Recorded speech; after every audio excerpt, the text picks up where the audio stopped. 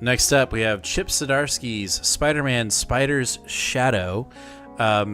This book initially was not presented to us as a what-if series, but when it came out, that little logo at the top, it is a new what-if series from Marvel, and we get a beautiful Phil Noto cover on this book.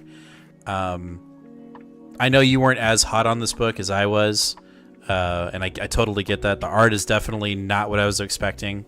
But that being said, the fact, like, what got me on this book, the entire build up for this book. So if you don't know what this is, I don't really want to break down too much of it, but essentially it leads up to, Parker getting the symbiote suit and dealing with it trying to manipulate him and him trying to figure out what it is, which is an original story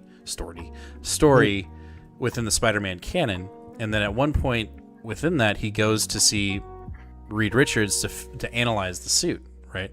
So we get that build up in here, but before that, he fights the Goblin. The Goblin kind of ticks him off. He ends up ripping the Goblin's mask off and it reveals his identity. That pushes Goblin over the edge. Peter's having nightmares of, prominent family members and friends dead. So he wakes up and just like a total like this isn't working, and he's trying to figure out essentially what is the connection of these two things. And so when he goes to Reed, he tells him like, hey, I'm having these like shitty nightmares. I'm trying to figure out this suit. It's been working fine until the other day when I was like trying to like web myself onto a wall and it didn't produce the webbing. And, there's a connection because at the time he was thinking about getting the suit analyzed. The suit was clearly like kind of fucking with him. Like, don't do that. Like, don't try to think you're going to take me off. So at this point, we're pretty much in line with what Spidey would do with the suit. So in this book, when he gets it analyzed, instead of immediately taking it off because he finds out that it's like trying to like get into his brain and like become one with him, he ends up keeping it and keeping the suit on because Parker feels at one with himself. He feels at most at home when he's got the symbiote suit on, and obviously that's the suit like altering his brain and how he feels. And so he leaves he ends up leaving the laboratory of Reed Richards, and he ends up like kind of breaking. I don't think he breaks it, but he like jacks up Reed Richards' hand. And so he ends up basically going to see Aunt May. He hasn't seen her in a while because he dropped out of school. She was pissing him. There's this big old thing. So he went to go see her. Well, while he's going to see Aunt May, the Goblin, who's really pissing him for fucking like changing the game, breaking the rules, which I think is hilarious. Like, you're a fucking supervillain. They're gonna do whatever they're gonna do to you. But he wants to get revenge on Spidey for, basically Spidey knows who he is, so he's gonna try to figure out who Peter Parker is, or who Spidey is, who it's Peter Parker. And he ends up attacking the Aunt May's house, and she, he throws a goblin bomb or whatever at the house. It blows up. He covers her, but then he immediately goes, like, the suit like activates, and he's immediately aggressive, and he goes after the Goblin. Starts beating the shit out of him. Like, not like, oh, this is another fight, whammoo. Like, it's more like, no, I'm going to kill you. And before he can do it, he realizes that Aunt May is in the building, and I gotta actually look at it because I don't remember what stops him. It's the Goblin, but I can't remember exactly why or how the Goblin stops him. So he throws it.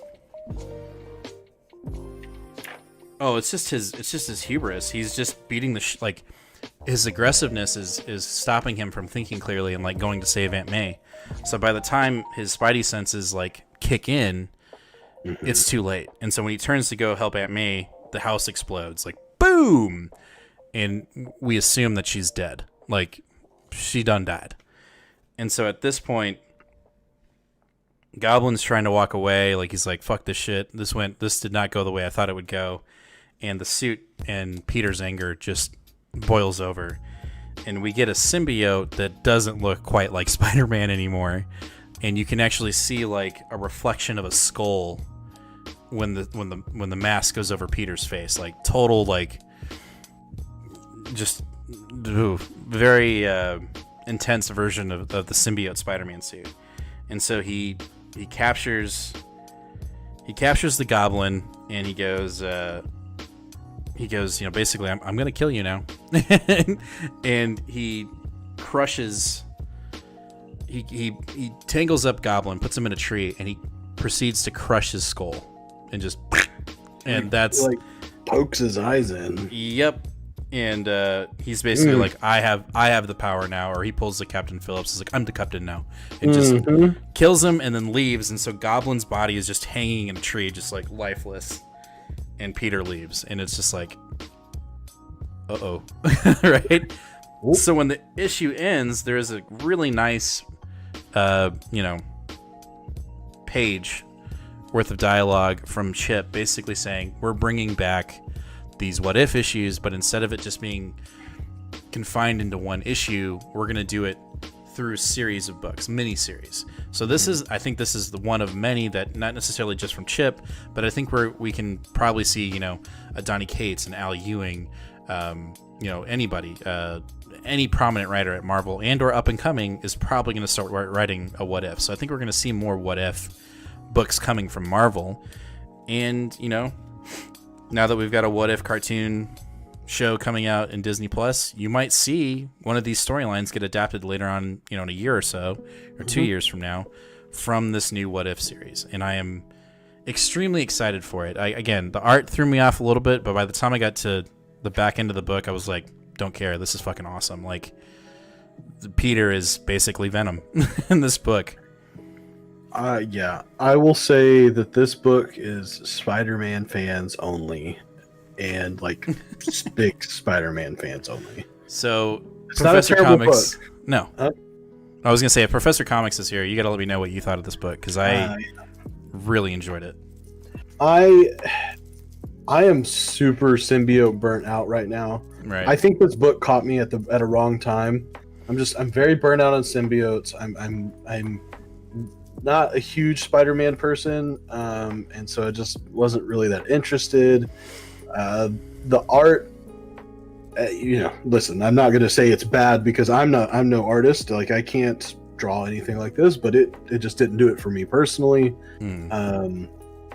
This book really missed me. Like, it just sort of like.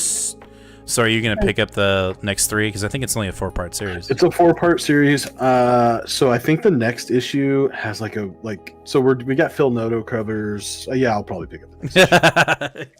If there's one thing, Phil Noto kind of gets you back in it. Phil Noto gets me in. I'm also it's Chip Zdarsky, and he's never done anything bad that I've read. You weren't really on his silver coin. Oh, that's true. Oh God. Zdarsky's lost it. Daredevil's dead. Oh, just stop it. Stop. I enjoyed it. It was almost my pick of the week, but Guardians just had more going on in it. But I'm definitely intrigued, and I think the what if aspect of it has got me intrigued. And the Chip Zdarsky's got me intrigued. And the back end of the book, it was just like, fuck, dude, like. I mean, I get it. He killed your aunt, but you kind of fucked up too. You should have been quicker on your feet, less quick to anger. Anyway, that's Spider-Man Shadows #1, Spider Shadow. Definitely looking forward to the next book. Yes.